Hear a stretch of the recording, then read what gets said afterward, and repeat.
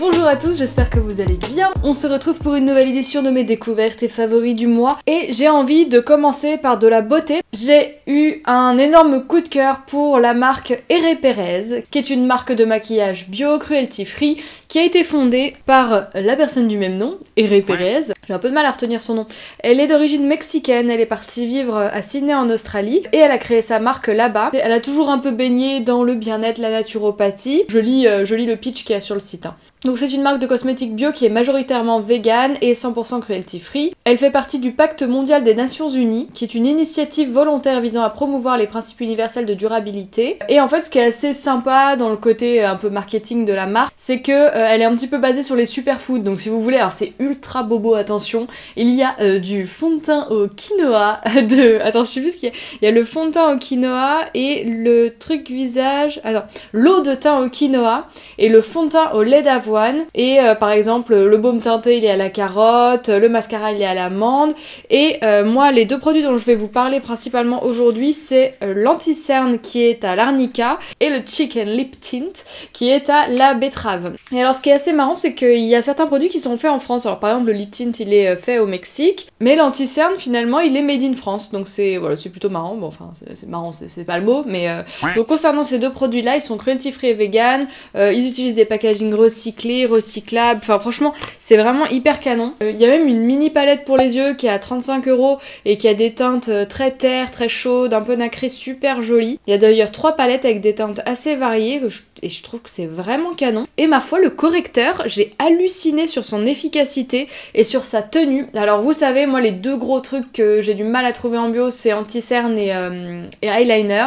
L'eyeliner j'avais plus ou moins trouvé, mais je vous avoue que j'ai un peu abandonné pendant l'été parce que en suant des paupières, j'avais un peu peur que ça s'imprime partout, que ce soit dégueulasse. Donc je suis d'abord passée à mes trucs Maybelline. Mais l'anti-cerne, j'étais repassée sur le Tarte qui est donc conventionnel, mais qui a une compo un petit peu plus... Ils font un peu gaffe, ils enlèvent des trucs, mais il y a quand même des trucs pourris dedans. Et il est vegan et cruelty free, donc c'était un bon point. Là, on est vraiment sur du bio et c'est ça qu'on cherche, donc on est content. Et on est surtout sur une tenue mais complètement démente. Moi j'ai halluciné parce que alors j'ai pas mal, vous voyez, j'ai des poches, j'ai des plis, enfin mes yeux, bon voilà, c'est un peu le bordel. Et donc c'est la cata au niveau de la tenue. Moi dès que j'en mets un petit peu trop, bah ça se cale dans le pli et c'est dégueulasse. Donc voilà, je suis plutôt un bon cobaye pour les anti-cernes. Par contre, j'ai pas un contour des yeux genre hyper gras ou desséché ou machin. Donc ça, je peux pas trop vous faire un retour spécifique à ce sujet. Mais je vais vous montrer, on va tester ça ensemble. Donc là, j'ai rien mis sur mon teint.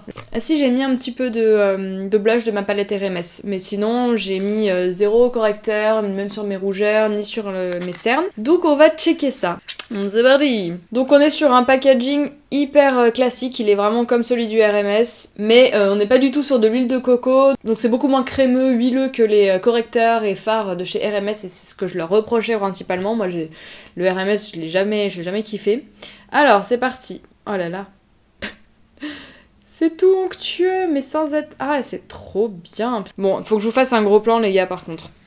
Excusez-moi d'avance mais il faut que je vous montre quoi. Moi je sais même pas si je vais assumer ces plans mais...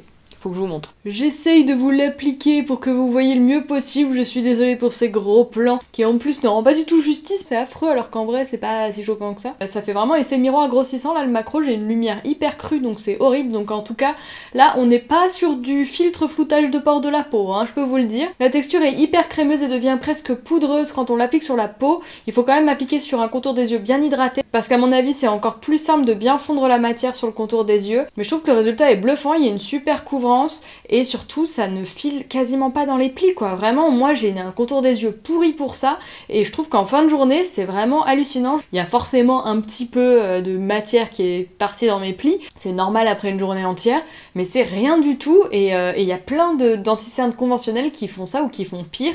Mais là je trouve qu'on touche enfin du doigt un des meilleurs anti-cernes dans le bio et ça c'est vraiment une très très bonne nouvelle. Alors oui, c'est extrêmement futile, mais bon, hein, on s'en fout, ça fait plaisir, c'est ça qu'on attendait. Et le deuxième produit que je veux tester, donc c'est l'encre à lèvres, et ça je l'ai juste swatché, donc je sais pas trop ce que ça donne sur les lèvres, j'ai peur que ça marque un peu les peaux, parce que moi je suis un petit peu desséchée, je me mordis tout le temps à l'intérieur de la bouche, donc on va voir ce que ça va donner. Je tente une application, et je vous fais un débrief après. Et bien écoutez, je suis ravie de ces deux découvertes, je suis bluffée, j'avais complètement oublié l'existence même des encres à lèvres, je me souviens qu'il y a 10 ans, je crois que j'avais un truc de chez Benefit, je vous parle de ça, mais c'était il y a trop longtemps, et c'était genre un embout pinceau hyper galère à appliquer, on pouvait pas être précis, et j'avais complètement complètement oublié ce principe des encres à lèvres et franchement, je trouve ça hyper sympa.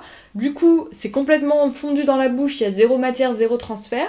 C'est quand même hyper rouge et ça peut être super modulable aussi si t'en appliques par petites touches un petit peu plus subtilement. Par contre au showroom Mon Corner Bay on avait testé comme ça sur la main et c'est vrai que quand tu fais une goutte, bah du coup après quand tu l'étales tu vois quand même encore un peu la goutte, donc j'imagine pas trop sur les joues ce que ça donne. À moins de s'appeler Héloïse Monchablon, je sais pas si on arrive à diffuser comme il faut l'encre colorée sur les joues. Pour ceux qui ne la connaissent pas, allez suivre la chaîne de ma copine Héloïse Monchablon qui est une ancienne maquilleuse et qui parle de beauté bio et de développement personnel. Et franchement, je suis trop contente, ça rend bien, non? Entre l'anti-cerne et l'encre à lèvres, il y a une super compo. La nana a l'air engagée, aussi bien dans les packaging, dans les compositions, l'engagement cruelty-free, vegan, et surtout l'efficacité, la tenue des produits, qui est quand même le truc le plus important. Non, ça fait un peu salaud de dire ça du coup, mais en tout cas, c'est pourquoi on dépense notre argent quand même, un minimum. Donc ouais, je sais pas ce que vous en pensez, mais là, on peut faire un petit avant-après de ma tronche au début de la vidéo et de ma tronche maintenant. Je me suis un peu pimpée quand même. Trop contente je suis. I'm singing in the rain, just singing in the rain. What a glorious feeling, I'm happy again. I'm laughing at the clouds, so dark up above. The sun's in my heart and I'm ready for love. Let the stormy clouds chase everyone from the place. Come on with the rain, I've a smile on my face. I walk down the lane with a happy refrain, just singing, singing in the rain.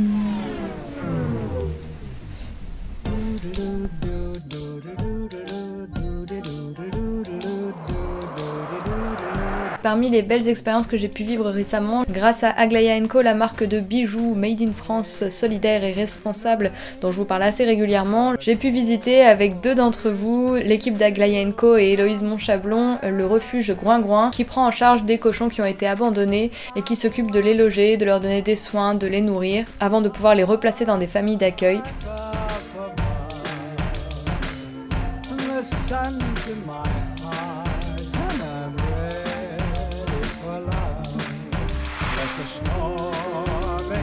Alors malgré la pluie, comme vous pouvez le constater, on n'a vraiment pas eu de chance, il faisait un temps assez chaotique. Mais au final, j'ai trouvé qu'on a passé un super bon moment quand même parce que c'était hyper chaleureux, j'étais super contente de pouvoir échanger avec vous, de faire cette petite virée à quelques kilomètres de Paris et de passer du temps avec des gens vraiment concernés par des valeurs qui me touchent.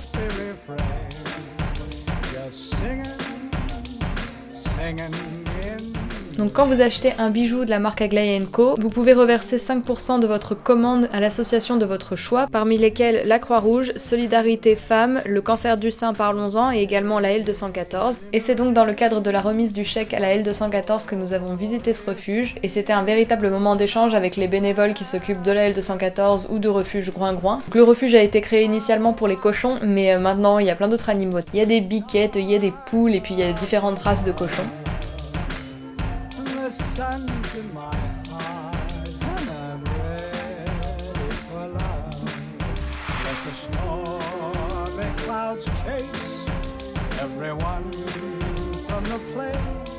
Et j'en profite pour faire un gros bisou à Anaïs et Lucie qui étaient avec nous toute la journée et c'était un plaisir de vous rencontrer et d'échanger plus longuement et plus posément avec vous. Je suis vraiment super heureuse de rencontrer des nanas qui ont les mêmes goûts que moi à travers ces réseaux sociaux, c'est vraiment incroyable. Donc merci à Aglaïa & Co de nous avoir permis de passer ce moment plutôt atypique tout ensemble, c'était vraiment génial. Et j'espère que vous aimerez ces images pluvieuses.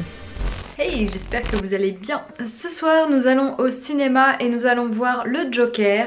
C'est un film encore une fois dans lequel je place pas mal d'espoir.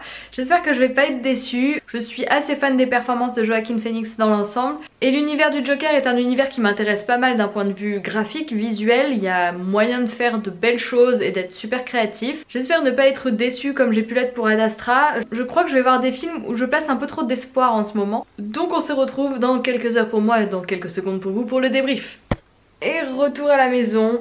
Alors je vous avoue que le film, j'en ai marre. Je pars avec tellement d'espoir à chaque fois que je reste toujours sur ma faim. Alors effectivement, comme le film est sur les prémices, enfin sur la naissance du personnage du Joker, il n'y a pas...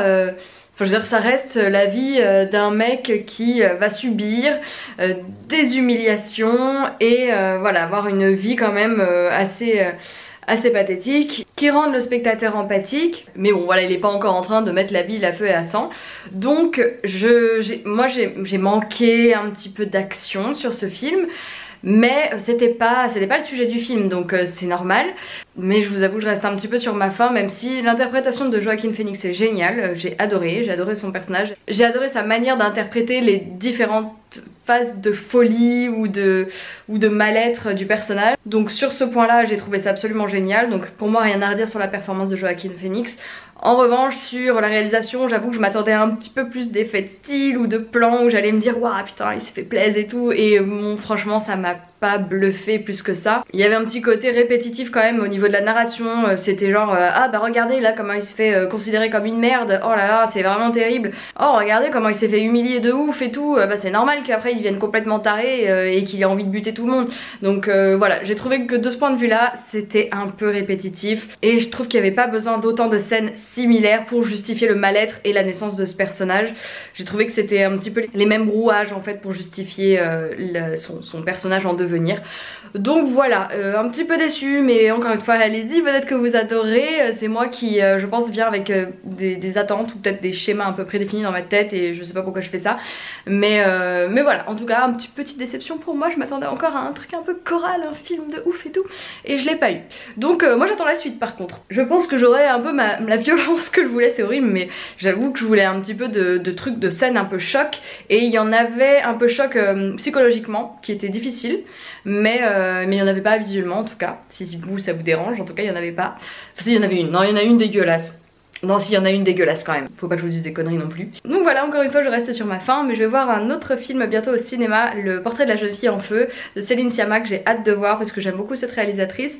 Donc on verra si j'en parle dans les prochains favoris. Si encore une fois je suis déçue, peut-être que je vous en parlerai pas parce que je vais peut-être arrêter, je sais pas. Dites-moi en commentaire si vous passez le moment où je vous parle de cinéma, parce que je sais que ça divise. Après je veux pas non plus faire du contenu à la demande des gens parce qu'on peut jamais plaire à tout le monde, et si on commence à faire ça, on fait un contenu qui nous ressemble plus du tout. Donc voilà, je continuerai quoi qu'il en soit à partager les choses que j'aime et les sujets qui m'intéressent, mais donnez-moi votre avis, que je puisse un petit peu jauger et que je puisse un petit peu plus le moduler ou modérer ce genre de thématique dans mon contenu. Voilà, favoris suivant. Et pour terminer ces favoris découvertes du mois, du moment, je voulais vous parler d'un coup de cœur food, et je vous en ai pas mal parlé déjà sur Instagram. Il s'agit de la bouline. Oui, l'édition limitée de Funky Veggie, donc leur cœur de boule, vous savez ces petites boules de dattes de cacao qui renferment un cœur moelleux et fondant. Donc il y avait déjà le Funky Tella qui est une boule à base de coco avec à l'intérieur une pâte à tartiner noisette, choco-noisette. Il y avait également la version peanut butter, super bon, donc une boule à base de dattes de chocolat et avec un cœur rempli de beurre de cacahuète, c'était déjà super bon. Et là ils ont sorti avec ma petite Colline, en édition limitée, un parfum absolument délicieux, le Cookie Dough, et je vous conseille vraiment de tester parce que pour tous ceux qui n'étaient pas complètement fans des premières boules, parce que certains trouvaient qu'il y avait trop le goût de date ou que c'était trop sucré, j'en ai fait bouffer à tout le monde, genre mes anciens collègues, des amis, et j'ai vos retours aussi sur Instagram, etc. Et il y en a quelques-uns qui aimaient pas trop parce qu'ils trouvaient que voilà, ça avait trop le goût de date et tout. Et là, je trouve que la recette est vraiment différente. Ils ont mis dans la coque en date des éclats de cacao brut, donc cru. Et c'est ultra bon, et en fait l'intérieur, le fourrage me fait un peu penser à un Kinder Bueno, c'est bizarre, alors qu'en fait c'est tout simplement de la purée de noix de cajou, donc tout simple. Rien de, comme d'habitude, c'est leur baseline, rien de bizarre à l'intérieur. Donc là, c'est à base de dattes, de flocons d'avoine, donc il y a du beurre de cacahuète dans la coque aussi, mais c'est discret. Il y a les éclats de cacao cru, du sel rose de l'Himalaya, moi j'adore quand il y a du sel avec le chocolat. Et l'intérieur, ce sont des noix de cajou réduites en purée. Il y a un côté presque praliné, là je trouve vraiment qu'ils sont allés au-delà en fait des goûts qu'ils avaient avant. Et j'ai l'impression qu'en fait, dès qu'ils sortent une nouveauté, elle est meilleure que la précédente, donc je ne sais pas où ils vont s'arrêter. Je vous le recommande 8000 comme dirait Colline, parce que c'est drôle, ils sont vraiment allés au bout du truc, parce que je l'ai vu en plus tardivement, après avoir tout bouffé, qu'à l'intérieur, ils avaient mis salut sa boule, voilà, des blagues de merde, hein, enfin, moi j'aime bien les blagues de merde, et je crois que Colline a un humour bien à elle aussi, hein. On fait partie d'une team un peu spéciale. Et du coup, il y a écrit boule 8000 à l'intérieur du packaging, ce qui m'a fait beaucoup rire. Surtout le fait de le voir un peu trop tard. Donc voilà, j'ai vraiment adoré cette édition limitée. Donc prions pour qu'elle ne reste pas édition limitée. J'étais d'ailleurs samedi dernier avec Colline et Camille, la cofondatrice de Funky Veggie, parce que c'était l'occasion de se revoir, et aussi parce que j'ai assisté à l'enregistrement d'un podcast où donc Colline et Camille ont répondu aux questions de Louise du podcast In Power autour du thème de l'entrepreneuriat, des problématiques auxquelles elles avaient été confrontées, de leur rapport à leur travail, etc. C'était super intéressant. Et d'ailleurs, les images que vous voyez pendant que je parle sont issues de cette journée d'enregistrement de podcast. Donc je vous le mets dans la barre d'infos, je vous le recommande. Pour info, les boulines sont disponibles sur Casidomi, mais je me demande s'il y en a encore, je crois qu'il n'y en a plus. Mais bon, je vous mets quand même le lien avec les codes promo pour l'abonnement Casidomi si ça vous intéresse. Sinon, c'était sur l'e-shop de Funky Veggie que vous pouvez les trouver. Et à Paris, elles sont vendues chez Aujourd'hui Demain et mon épicerie Paris de Concept Store et épicerie vegan de Paris. Si vous avez kiffé ce format de favoris, de découverte et tout ça, n'hésitez pas à me le dire en commentaire, c'est super important pour moi, c'est comme ça que je suis récompensée de mes heures de travail et de montage. N'hésitez pas non plus à liker la vidéo, donc il y en a plein qui savent pas trop pourquoi les gens disent ça, les youtubeurs disent ça, mais en fait de liker, de commenter, ça montre à l'algorithme de YouTube votre intérêt pour le contenu et ça fait remonter un peu les vidéos dans les suggestions de vidéos après. Donc voilà, si vous voulez me soutenir de cette manière, c'est gratuit et ça me fait ultra plaisir. Et je réponds à tous les commentaires, donc c'est vraiment pour qu'on échange ensemble et que voilà, que ce soit dans un rapport un peu sympa. J'espère que cette vidéo vous a plu, je vous fais des bisous, je vous dis à dimanche prochain, salut!